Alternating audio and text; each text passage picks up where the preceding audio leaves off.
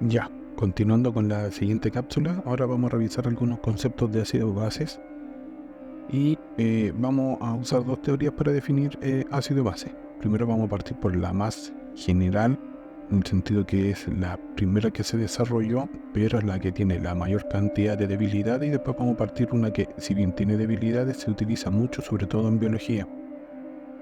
La primera definición es la de Arrhenius.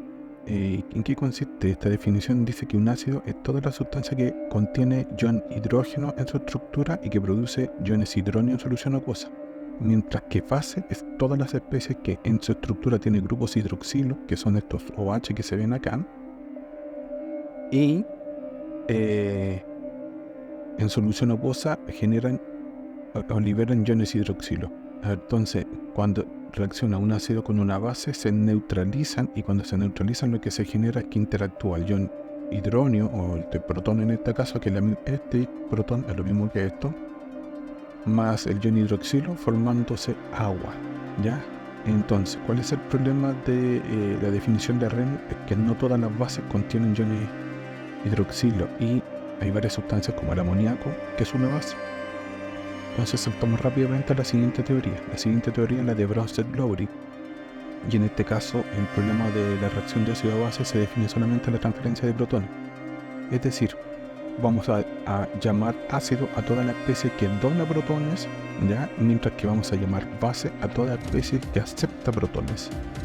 Por lo tanto, podemos concluir lo siguiente, que todos los ácidos de Arrhenius son ácidos de Bronsted, mientras que las bases de Bronsted no son todas bases de Arrhenius, pero sí todas las bases de Arrhenius son bases de Bronsted. ¿Sí? ¿Por qué? Porque la definición de Bronsted permite, por ejemplo, que el amoníaco, que había señalado anteriormente, ahora sea considerado base. Entonces Bronsted expande la definición de Arrhenius sobre las bases. Ahora, en este caso, ya les dije que principalmente lo que tenemos es que la reacción se limita solamente a un proceso de transferencia de protones, ¿ya? Y además nos permite definir que las reacciones de ácido-base pueden ocurrir entre gases, en soluciones no acuosas y en mezcla heterogénea, así como en solución acuosa, es decir, que además expande mucho la definición. Ahora, si vemos con detalle la definición de Bronsted y Lowry, por ejemplo, aquí tenemos la reacción entre un ácido clorhídrico, y una base. En este caso va a ser el agua.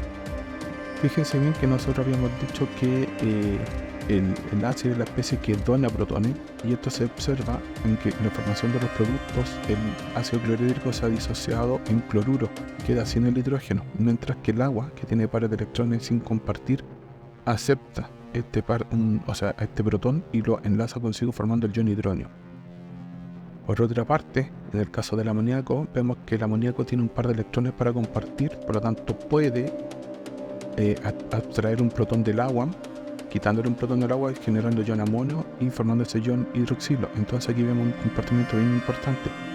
Fíjense bien que en la primera reacción el agua está actuando como base, y en la segunda reacción el agua está actuando como donor, en este caso como ácido. Entonces el agua se puede comportar como ácido o como base según con quién lo enfrentemos.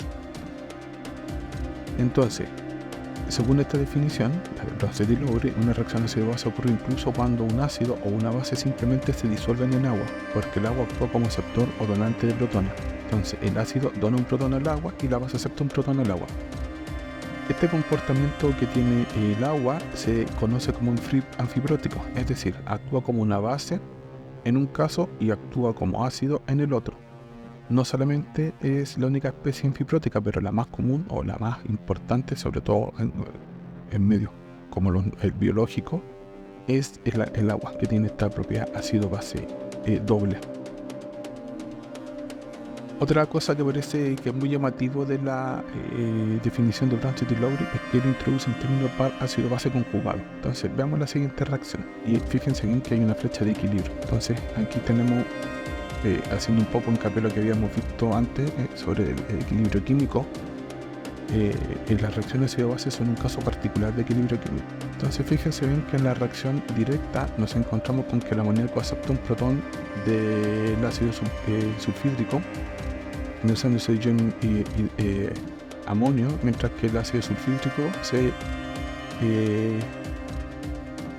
disocia formando sulfidrilo, ¿ya? Que es la especie que está. Entonces el ácido sulfídrico dona un protón, ¿ya?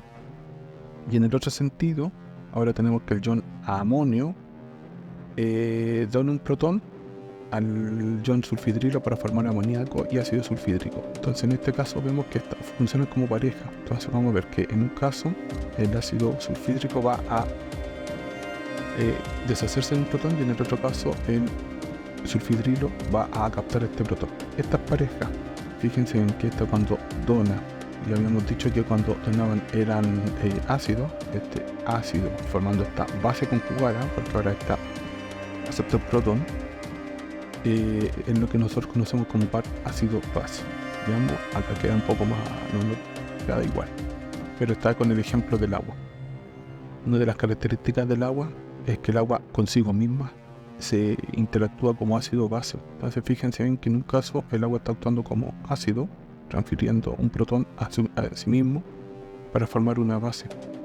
Y en el otro caso, este ion hidronio dona un protón a la base que se formó en la autoionización del agua. Esto es una característica súper importante del agua. Bueno, en este caso no voy a leer todo esto porque en realidad es demasiado. Vemos entonces que el agua se puede autoionizar incluso en solución. Bueno, el agua se autoioniza, más que solución, está mal dicho. Y aquí hay un simulador que ustedes pueden revisar, se los dejo para que ustedes jueguen en algún instante. Todo esto de este comportamiento que tiene el agua nos permite establecer lo que son las escalas de pH. Siendo súper concreto, las escalas de pH nos permiten medir las concentraciones de ion hidronio y de ion hidroxilo, pero es mucho más fácil, en vez de medir concentraciones molares, medirlo en una escala que se relaciona con el menos logaritmo de las concentraciones. En este caso esta escala va de 0 a 14 y es mucho más fácil identificar una solución por un valor que va entre 0 y 14, que es decir 3 por 10 elevado a la menos 3, por ejemplo. Y vamos a decir entonces que esta escala de pH tiene 3 zonas. Una solución, vamos a decir que una solución neutra va a tener un pH de 7 a 25 grados Celsius. Una solución ácida va a tener un pH inferior a 7 y una solución básica va a tener un pH superior a 7. Ahora, una de las características, por ejemplo, cuando relacionamos la acidez de la sustancia y el pH, vamos a ver que hay una relación inversa. Por ejemplo, cuando se añade un ácido al agua pura, la concentración de ion hidronio aumenta, pero su pH disminuye. ¿Por qué? Porque se hizo más bajo, pero al hacerse más bajo es un ácido más fuerte de alguna manera, ¿ya? Entonces por eso a valores menores de pH son más fuertes los ácidos. Al revés, cuando se añade una base al agua pura, esta se vuelve más básica, lo que el pH aumenta, ¿ya? Su acidez disminuye, pero el pH aumenta, por eso hay una relación inversa. Y aquí tenemos una tabla de pH. Fíjense bien que cuando el pH es 0, la concentración de ion hidronio es 10 elevado a 0. La concentración de ion hidroxilo es 10 elevado a la menos 14 y el pH pOH, porque está la escala de pH y pOH que corre en inversa, es 14. Entonces vemos que a medida que empieza a aumentar el pH, disminuye la concentración de ion hidronio, donde se establece que hay un equilibrio entre ambas especies, hidronio y hidroxilo, en pH 100, que es neutro. ¿Ya? ¿Cómo calculamos esto? Bueno, esto proviene del producto iónico del agua. Esta es la constante del agua, que es 14. Bueno, es 1 por 10 elevado a menos 14. Pero cuando hacemos el menos logaritmo de la constante del agua nos queda que es 14. Y podemos decir que pH más pOH es igual a 14. Y aquí podemos convertir pH como menos logaritmo de la concentración de ion hidronio, pH como el menos logaritmo de la concentración de ion hidroxilo, y viceversa. Podemos determinar la concentración de ion hidronio determinando 10 elevado a menos pH o la concentración de ion hidroxilo calculando 10 elevado a menos pOH. Vamos a ver algunos ejercicios quizá en algún instante o en algún semestre de estas cosas, donde usamos generalmente la escala de pH y pOH para caracterizar sustancias muy comunes. Por ejemplo, el jugo gástrico tiene un pH que va entre 1,6 y 3, las bebidas carbonatadas entre 2 y 4, estas son las Coca-Cola. Los limones entre 2,2 y 2,4, etc. Fíjense bien que la orina humana tiene un pH que varía bastante, entre 4,8 y 8,4. El plasma sanguíneo tiene un pH más o menos estable entre 7,3 y 7,5. Y el amoníaco tiene, que son los limpiadores, tiene un pH entre 11 y 12. Aquí hay otra escala con cosas. El agua de la llave, si es que está purificada, debiera ser neutra. Los huevos, por ejemplo, tienen un pH de 8,5. Los blanqueadores tienen un pH de 12,6. Los de tapa cañería, pH 13 a 14, son súper fuertes. Las baterías del auto tienen un pH súper ácido. Y aquí hay otro simulador que ustedes pueden revisar para jugar sobre las soluciones, sobre la escala de pH. Eso, nos vemos en el otro video.